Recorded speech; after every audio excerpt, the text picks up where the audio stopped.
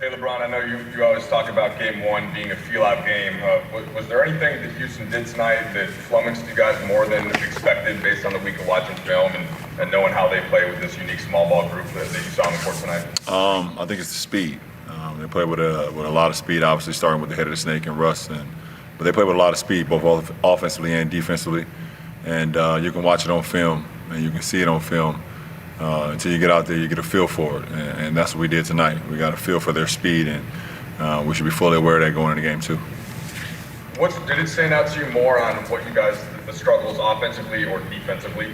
Bit of both. What was the thing that stood out the most aside from I don't think we had many struggles defensively. Obviously, we allowed James to get to the free throw line way too much in the first half. But more importantly, I mean, we had 17 turnovers for 27 points. That's all offense. And I thought defensively, we had a couple breakdowns, but that happens throughout the course of a 48-minute game. But I thought we were in tune on that side. But offensively, we got to clean up the turnovers. Hey LeBron, it's Dave. It was a 6-point game to start the fourth, and Houston went on a, I think, 12-3 run with a group that you guys haven't really used before. What's it like to play with a new group of players in a playoff situation when you've never done it before? Who's ever on the floor, we got to do a better job executing. And EG came in the fourth quarter and sparked them on the offensive end. Getting to the line, getting into the paint, making shots, and we didn't get any to fall for us. So we got to do a better job of that.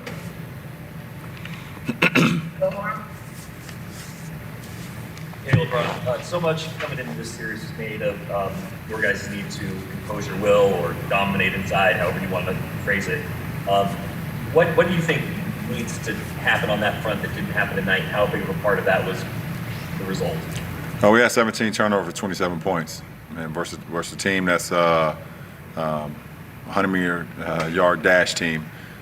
You cannot turn the ball over like that, and it's just that simple. It starts with myself being the primary ball handler, and it trickles down to everyone else. So, we got to be a complete turnaround going into game two.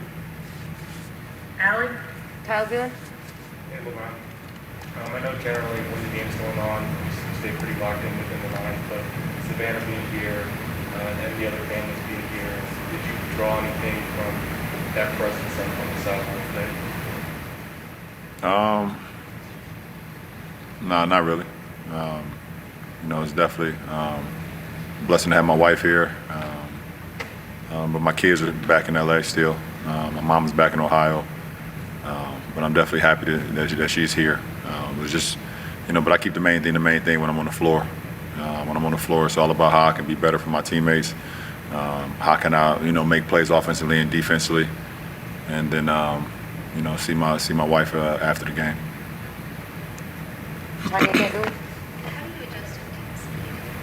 Say it again.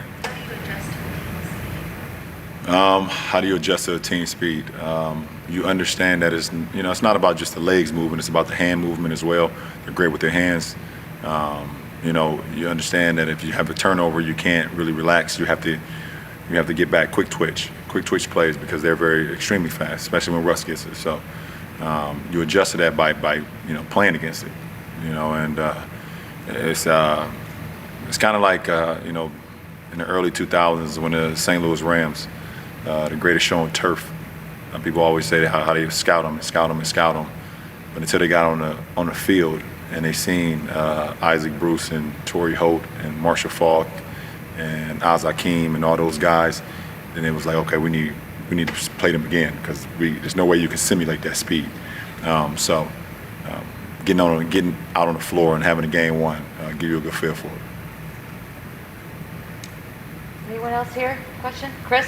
How have you been able to adapt to, you had a layoff now, but adapt just to having a game every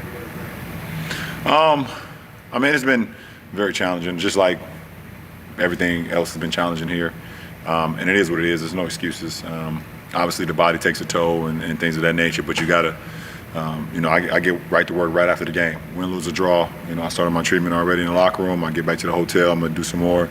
Be up pretty late tonight. Hopefully I can get some rest tomorrow during the day after our session. But just start to prepare for game two. And I'm not the only one.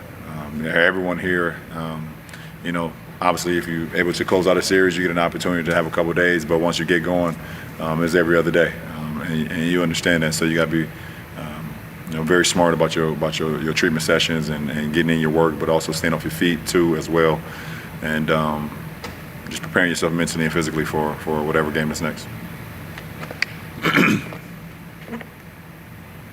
Tanisha, you can take the Last- last. There you go. Yeah, last one on my end will be Melissa.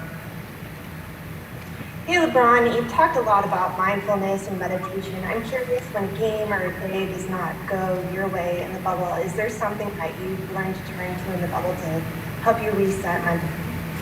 I'm always talking to them. When I see my kids, I'm able to reset, and you know, that definitely helps a lot.